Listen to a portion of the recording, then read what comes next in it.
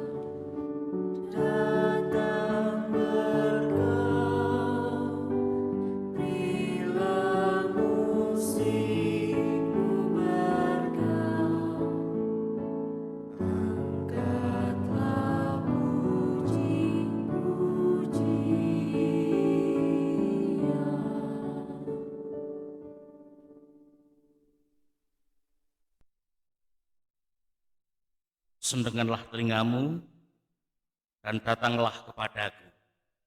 Dengarkanlah, maka kamu akan hidup. Demikianlah firman Tuhan. Tuhan yang menciptakan langit dan bumi adalah sumber pertolongan kita. Kasih karunia dan damai sejahtera dari Allah Bapa kita dan Tuhan Yesus Kristus ada pada saudara sekalian. Amin.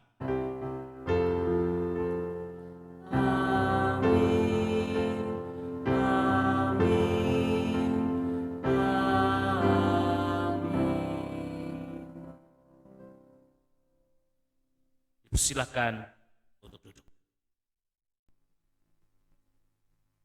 Bapak, Ibu, dan saudara yang terkasih, marilah kita satukan hati kita dengan memuji nama Tuhan dari Kidung Jemaat nomor 3, bait yang pertama dan yang keempat.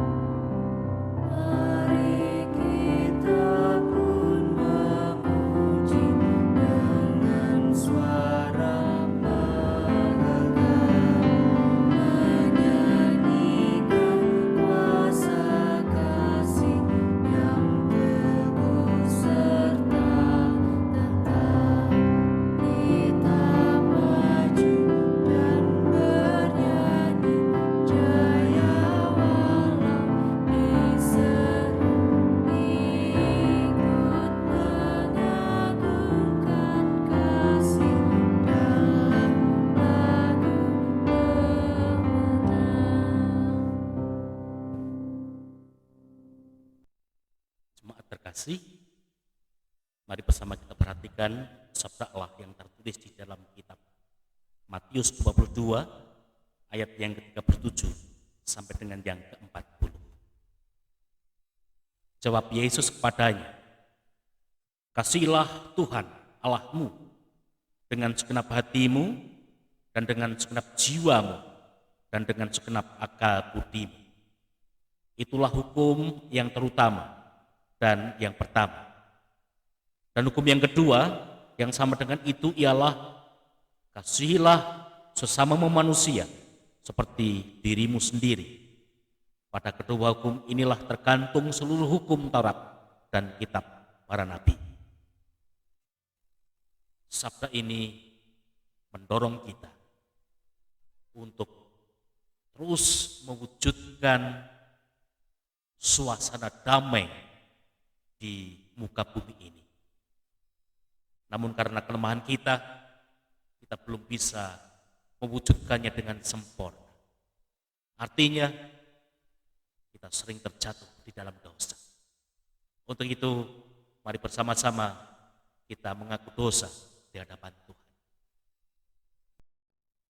Marilah bersama-sama kita nyatakan penyesalan kita lewat pujian Kidung Jemaat nomor 32, bait yang pertama dan yang kedua.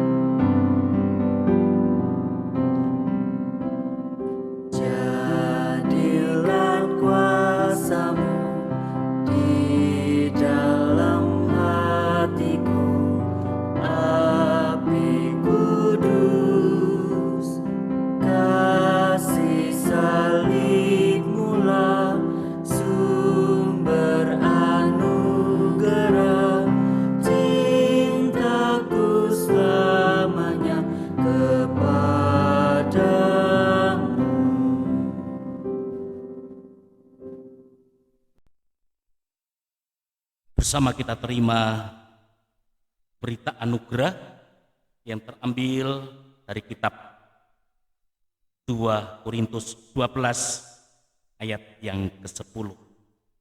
Demikian firman Tuhan. Karena itu, aku senang dan rela di dalam kelemahan, di dalam siksaan, di dalam kesukaran, di dalam penganiayaan dan kesesakan oleh karena Kristus. Sebab jika aku lemah, maka aku kuat. Saudara yang terkasih, pada umumnya orang itu lebih suka untuk menceritakan kehebatannya. Namun, Rasul Paulus mengatakan dengan jelas bahwa dia lebih senang menunjukkan kekurangannya, kelemahannya di dalam Kristus. Mengapa begitu? Karena ketika dia lemah di dalam Kristus, maka dia mendapatkan kekuatan. Ini berita anugerah. Jemaat yang terkasih, marilah kita bersama-sama nyatakan kesanggupan kita dengan memuji Tuhan dengan Kidung Jemaat 40, bait yang pertama dan yang kedua.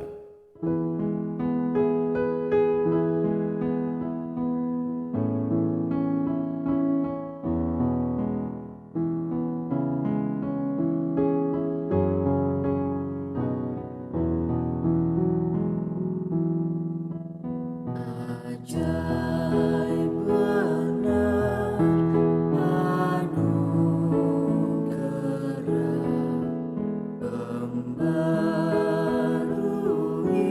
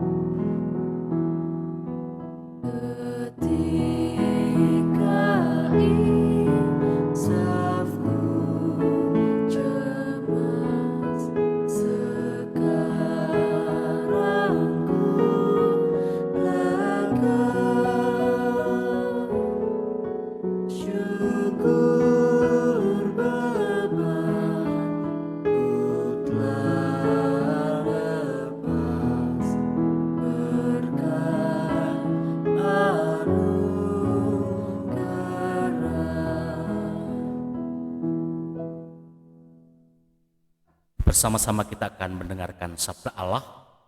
Namun sebelumnya, mari kita siapkan hati di dalam doa. Mari saya hantarkan. Bapa yang baik, kami bersyukur menjadi milik-Mu, karena Engkau selalu memperhatikan kehidupan kami. Kali ini Tuhan melihat hati kami yang haus akan sabda-Mu. Untuk itu Tuhan, berbicaralah, kami siap mendengarkan. Ubah hati kami menjadi tanah yang subur, sehingga ketika firman ditebar akan tertancap di dalam hati kami, bertumbuh dan berbuah pada saatnya. Terima kasih Bapa, dalam nama Tuhan Yesus Kristus, Anak-Mu berdoa. Amin. Marilah Bapak, Ibu, dan Saudara, kita siapkan hati kita dengan memuji nama Tuhan dari Kidung Jemaat 50A, bait yang pertama.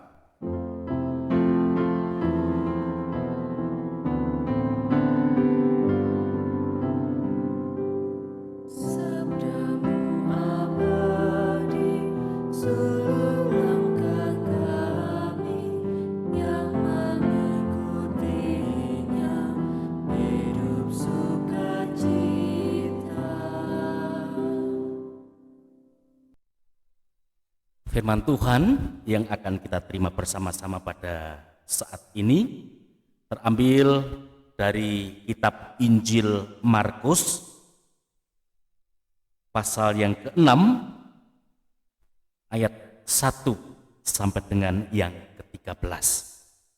Demikianlah firman Tuhan.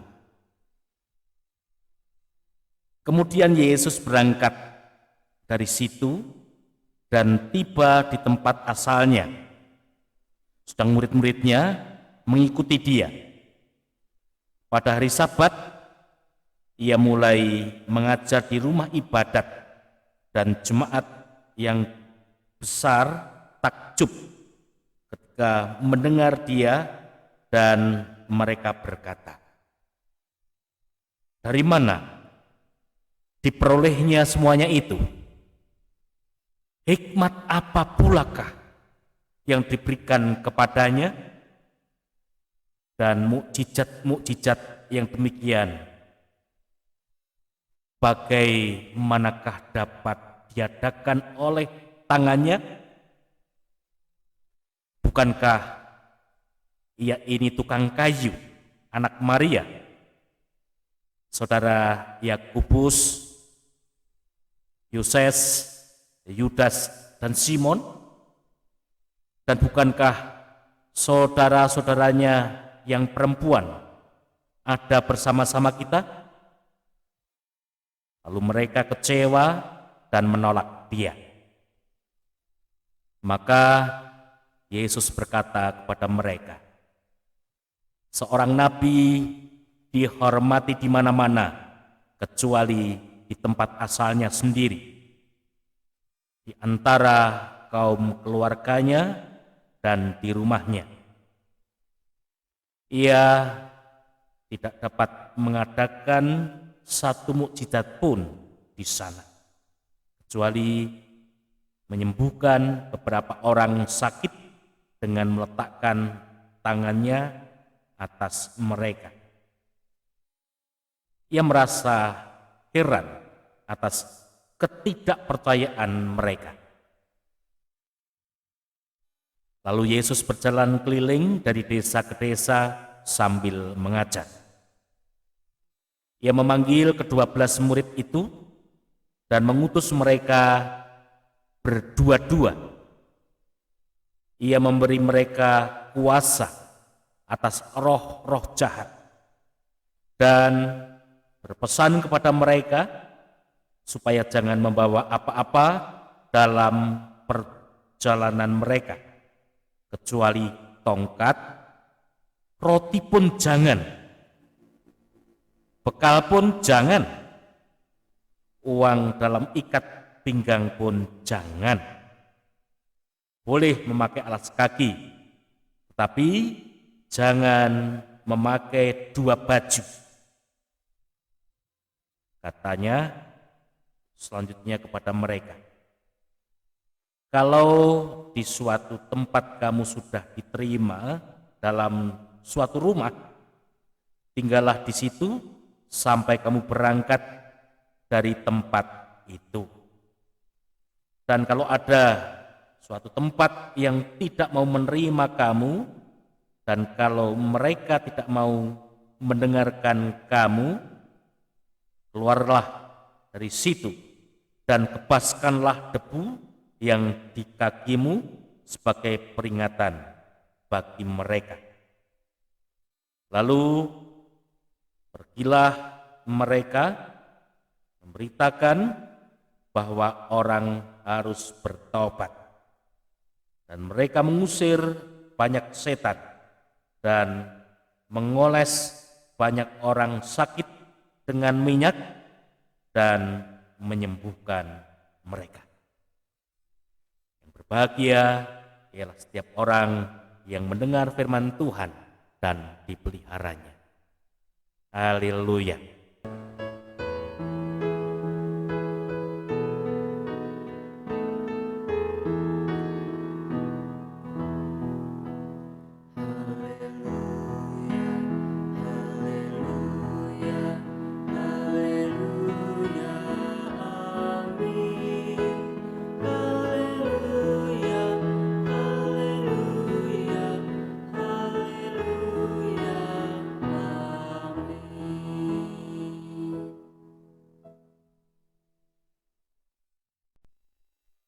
Selamat pagi Ibu Bapak dan saudara-saudara semuanya.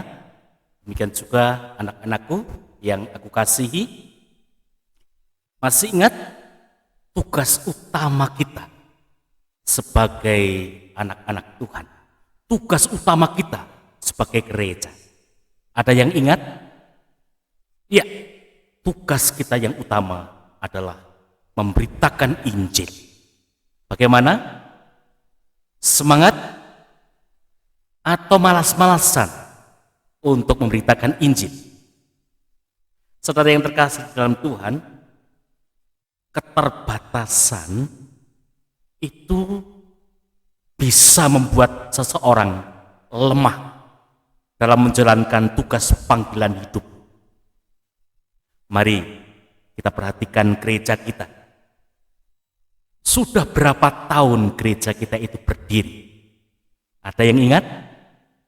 Ya, sudah 52 tahun, bahkan akan 53. Namun, coba perhatikan perkembangan warganya. Tetap saja. Bahkan ada kecenderungan untuk menurun. Ketika ditanya, mengapa bisa begitu? Jawabnya, gereja kita kan fasilitasnya terbatas, yang membuat kita tidak semangat dalam memberitakan Injil. Beda ya dengan gereja sebelah itu. Nampaknya gereja itu semakin maju, walaupun gereja itu baru saja berdiri. Ya betul lah, karena gereja itu kan punya bis, punya mobil antar jemput. Karena gereja itu ketika pulang warganya diberi bingkisan. Karena gereja yang baru itu ada penyandang dana dari luar negeri yang begitu besar, kecukupan serba ada. Saudara yang terkasih di dalam Tuhan, firman Tuhan hari ini menerangkan dan menegaskan. Sebenarnya keterbatasan akan kemampuan itu bukan penghalang bagi orang percaya dalam menanggapi tugas panggilan. kelemahan kita tidak boleh menjadi penghalang dalam menjalankan perutusan dari Tuhan. Hal ini dapat kita jumpai melalui kisah ketika Tuhan Yesus mengutus para murid-muridnya untuk mewartakan berita pertobatan. Siapa sih para murid-murid itu? Apakah mereka orang-orang hebat? Tidak.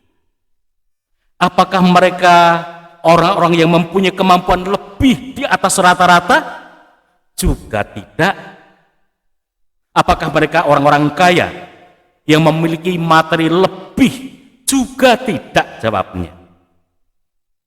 Karena kita mengetahui dengan jelas bahwa para murid-murid itu adalah orang-orang lemah, orang-orang kecil yang tidak punya status sosial tinggi di tengah-tengah masyarakat. Bahkan, saudara yang terkasih, Tuhan Yesus pun dipandang lemah oleh mereka.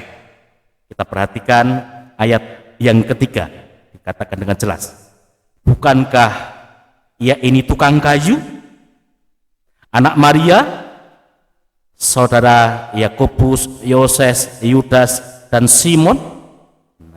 Jadi Tuhan Yesus pun juga dianggap orang yang lemah.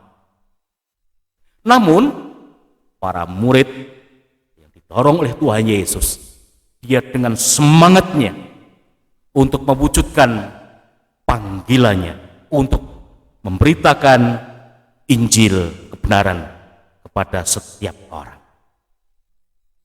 Bahkan saudara yang terkasih, dalam kelemahannya mereka dikuatkan. Mari kita perhatikan satu persatu dalam sabda ini. Yang pertama, dia itu diutus sepasang-sepasang. Kita perhatikan ayat yang ke-7, akan saya bacakan.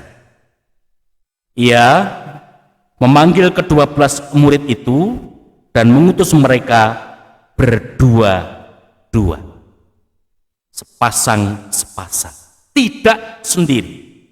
Mengapa begitu?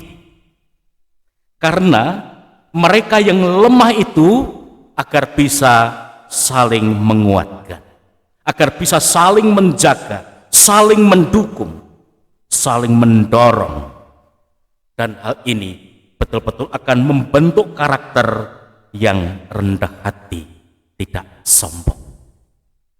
Karena setiap apa yang dilakukan bukan karena pekerjaannya sendiri. Banyak orang yang sombong, merasa bisa sendiri, merasa hebat, karena tidak ada temannya, dan itu tidak dikehendaki oleh Tuhan.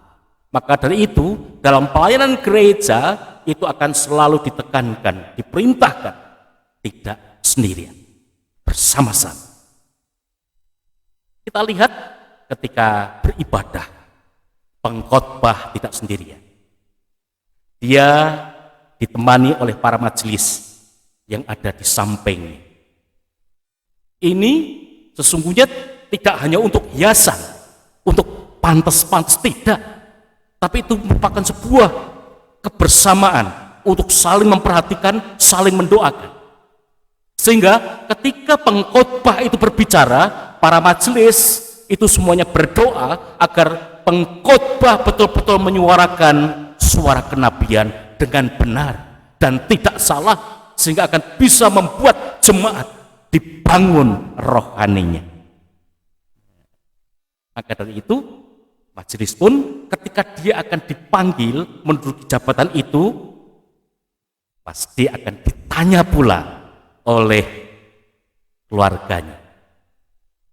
Apakah keluarganya mau mendukung? Artinya jelas sekali.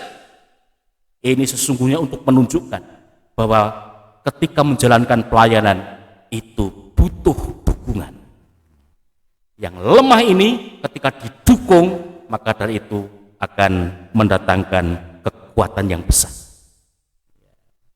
Bapak Ibu, yang istrinya atau suaminya majelis, ketika dia sedang menjalankan tugasnya, Bapak Ibu di rumah mungkin harus berdoa dengan baik supaya pelayanannya berhasil, sukses. Nah, demikian pula guru sekolah minggu itu kadang-kadang tidak hanya satu, di sana dua. Jadi kalau yang satu itu sedang mengajar, yang satu jangan main HP, yang satu harus berdoa agar temannya yang mengajar itu sukses dalam menjalankan tugasnya, agar anak-anak tersentuh oleh kuasa Tuhan dengan sabdanya dan akan diubahkan menjadi anak-anak Tuhan yang baik. Ini yang pertama.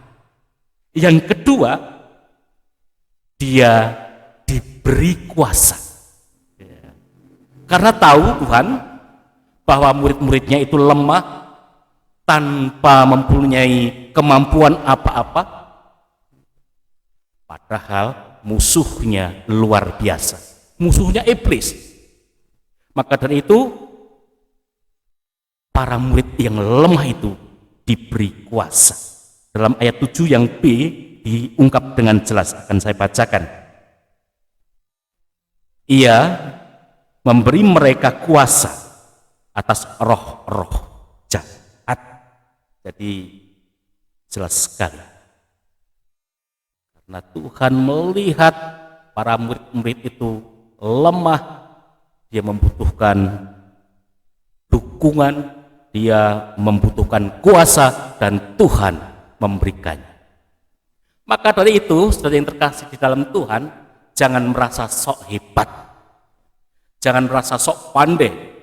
Karena ketika kita merasa paling hebat, merasa kuat, Tuhan tidak akan pernah memberikan kuasa karena sudah hebat.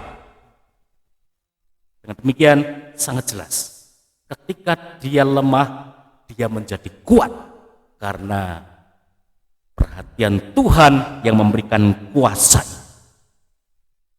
Yang ketiga ini nampak dengan jelas bahwa ketika pelayanan tidak boleh mengandalkan apa yang ia miliki.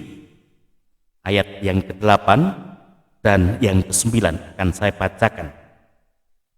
Dan berpesan kepada mereka supaya jangan membawa apa-apa dalam perjalanan mereka, kecuali tongkat, roti pun jangan, bekal pun jangan, uang dalam ikat pinggang pun jangan. Boleh memakai alas kaki, tetapi jangan memakai dua baju. Sebuah perintah yang cukup unik dan aneh. Mengapa Tuhan melarang memakai apa yang dibutuhkannya berlebihan? Ini menunjukkan bahwa Tuhan menghendaki agar para murid-muridnya itu tidak mengandalkan apa yang ia miliki, tetapi Tuhan menghendaki agar anak-anak Tuhan yang dipakai itu hanya bergantung kepada Tuhan. Tuhan sanggup menyediakan apa yang menjadi kebutuhannya di dalam pelayanan, di dalam keluarganya, kalau ia betul-betul berserah kepada Dia, bergantung pada Dia, berpengharapan kepada Dia. Saudara yang terkasih di dalam Tuhan, kita tahu persis kalau seandainya kita itu mengandalkan kekuatan kita, GKJ Tawangmangu bisa buat apa? Membuat gedung gereja akan rampung kapan? Tapi kita bersyukur para panitia, majelis, semuanya dengan tekad. Kita lemah, kita gereja pedesaan tidak punya apa-apa, hanya bergantung kepada Tuhan. Dan kita bisa melihat gereja bisa berdiri dengan tegak, dan itu menjadi saksi yang tidak berbicara bahwa Tuhan berkarya di lereng Lawu ini. Saudara-saudara yang terkasih di dalam Tuhan, kita melihat dengan jelas di mana-mana. Pada umumnya orang cenderung membanggakan dirinya, bermegah karena memiliki kehebatan, kelebihan dibanding orang-orang yang lain. Dia lebih berhasil, lebih kuat, lebih pinter, lebih kaya, lebih cantik, lebih tampan, lebih terkenal. Namun sabda Tuhan mengatakan dengan jelas, jangan lakukan itu. Sadarilah apa yang menjadi kelemahanmu. Firman Tuhan, sabda Tuhan hari ini mengingatkan kepada kita bahwa menyadari setiap kelemahan itu artinya kita tidak akan terjatuh dalam keangkuhan diri, dalam kesombongan rohani. Ketika kita menyadari setiap kelemahan kita, artinya kita membuka diri akan pertolongan Tuhan, sehingga ada mukjizat besar dalam kehidupan Tuhan, di dalam kehidupan pelayanan kita. Karena bukan kita saja yang lemah, namun Tuhan campur tangan, Tuhan turun tangan, ikut ambil bagian di dalam apa yang kita kerjakan. Kita akan dikuatkan karena kita menyadari kelemahan kita. Tuhan memberkati. Amin. Saudara yang terkasih di dalam Tuhan, mari bersama-sama kita renungkan sabda ini. Kita masuk dalam saat teduh. Saya hantarkan.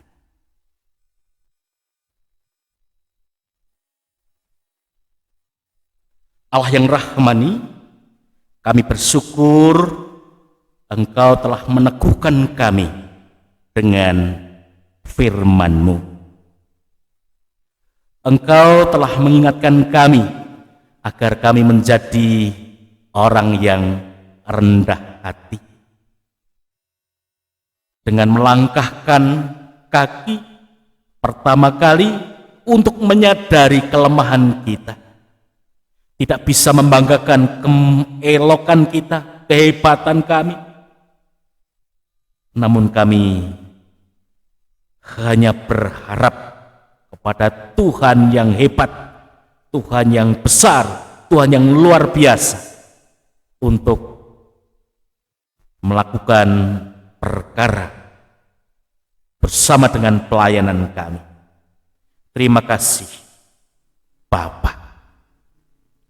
Kesempatan yang indah ini kami terus berdoa untuk jemaat-Mu GKJ Tawangmangu, mulai dari Gondosuli, Tawangmangu, Karanglo, Matese, dan Ngargoyoso. Kami serahkan kepadamu Tuhan agar semuanya tahu akan tugas yang telah Tuhan berikan untuk terus mewartakan Injil, sehingga hujan pertobatan akan terjadi di lereng Lawu ini.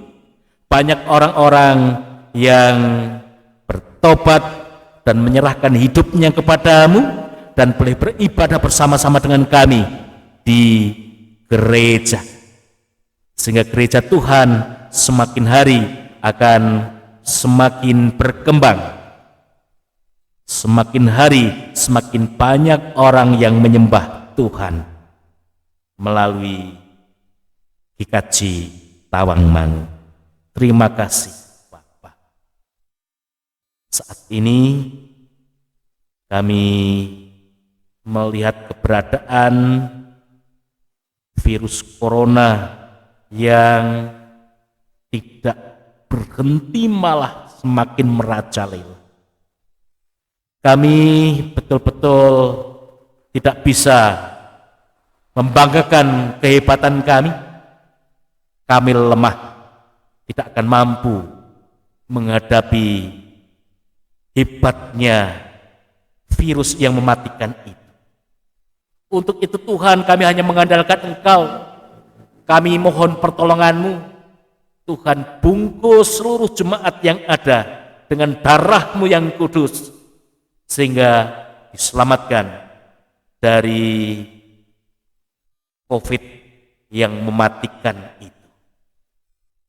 Kami terus berdoa kepadamu untuk saudara-saudara kami semuanya di seluruh bumi ini yang terkena COVID.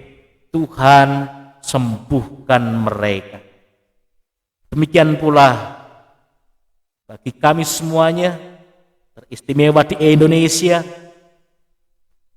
Engkau akan memberikan ketelatenan kepada kami semuanya untuk mentaati peraturan pemerintah dengan menjalani protokol kesehatan dengan baik, agar bisa memutus rantai perkembangan virus corona ini.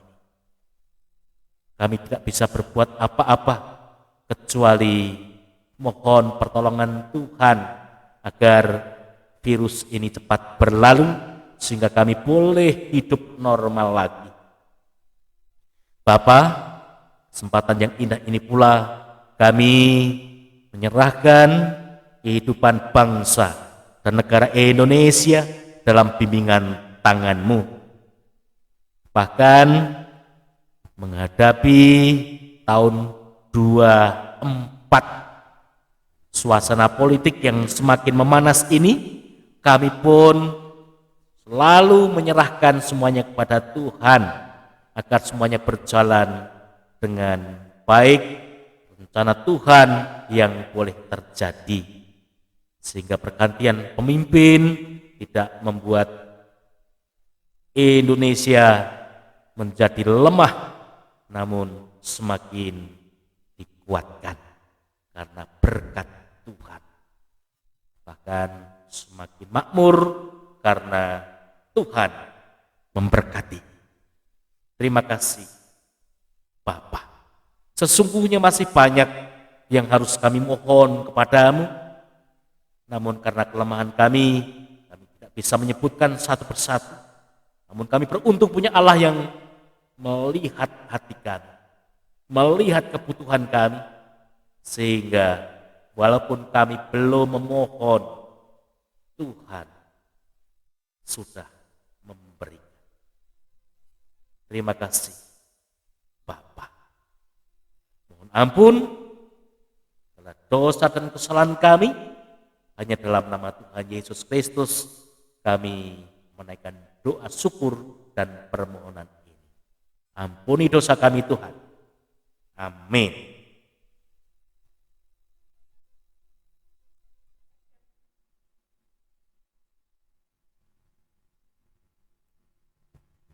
Saudara yang terkasih, tiba saatnya kita mengumpulkan persembahan kepada Tuhan.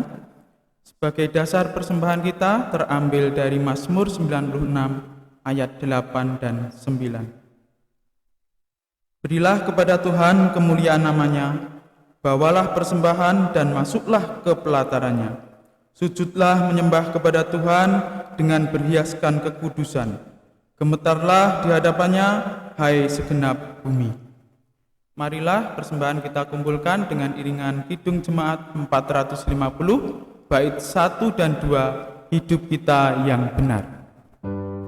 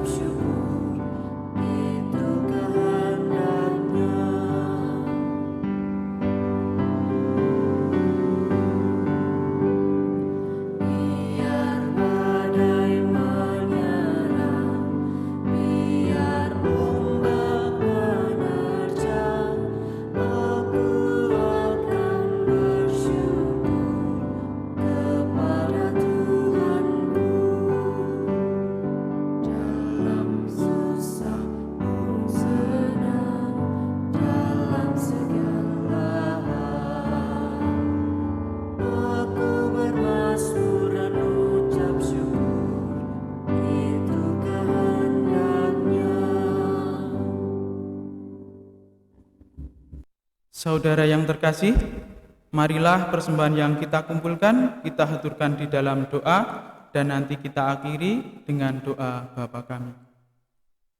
Allah yang Maha Kasih, segala puji syukur kami haturkan akan segala berkat yang Tuhan berikan kepada kami. Dan pada saat ini Tuhan, kami mempersembahkan sebagian kecil dari banyak berkat yang Tuhan berikan kepada kami. Meskipun tidak banding dengan besar berkat Tuhan, kiranya Tuhan berkenan untuk mensucikan, Tuhan berkenan untuk memberkati, Tuhan juga memberkati saudara-saudara kami yang mengelola, agar di dalam perencanaan dan pelaksanaan nanti persembahan ini berguna untuk kebesaran kerajaan Tuhan. Tuhan, kami juga akan berdoa seperti yang Tuhan ajarkan kepada kami, doa Bapa kami.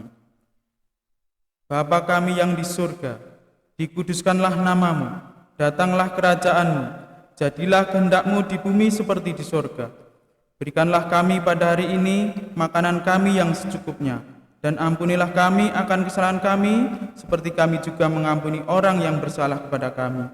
Dan janganlah membawa kami ke dalam pencobaan, tetapi lepaskanlah kami daripada yang jahat. Karena Engkaulah yang mempunyai kerajaan dan kuasa dan kemuliaan sampai selama-lamanya. Amin. Jemaat dimohon bangkit berdiri. Marilah ibadah hari ini kita akhiri dengan memuji nama Tuhan dari Kidung Jemaat 332 bait 1 dan 2, kekuatan serta penghiburan.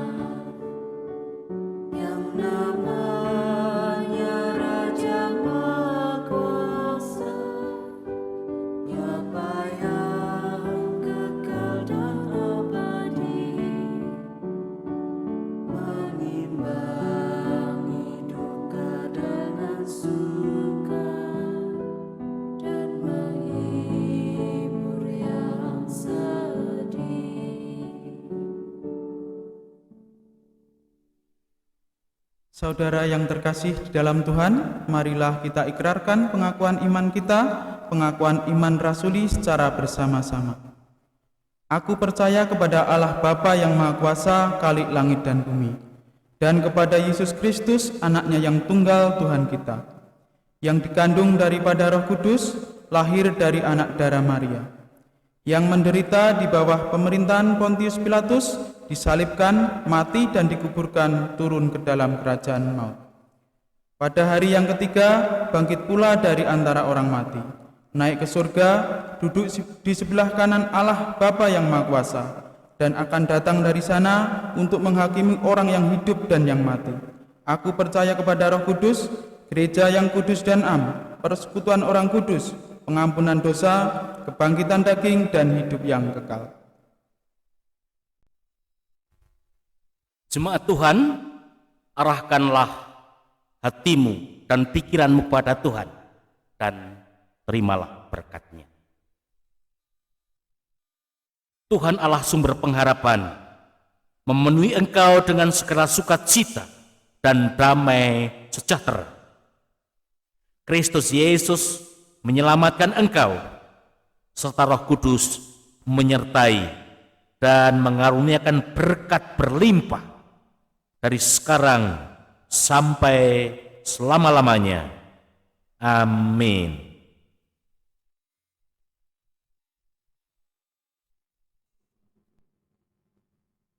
Bapak, Ibu, dan Saudara yang terkasih, bersama-sama kita bangkit berdiri untuk memujikan pujian yang terakhir, Kidung Jemaat 410, bait yang pertama.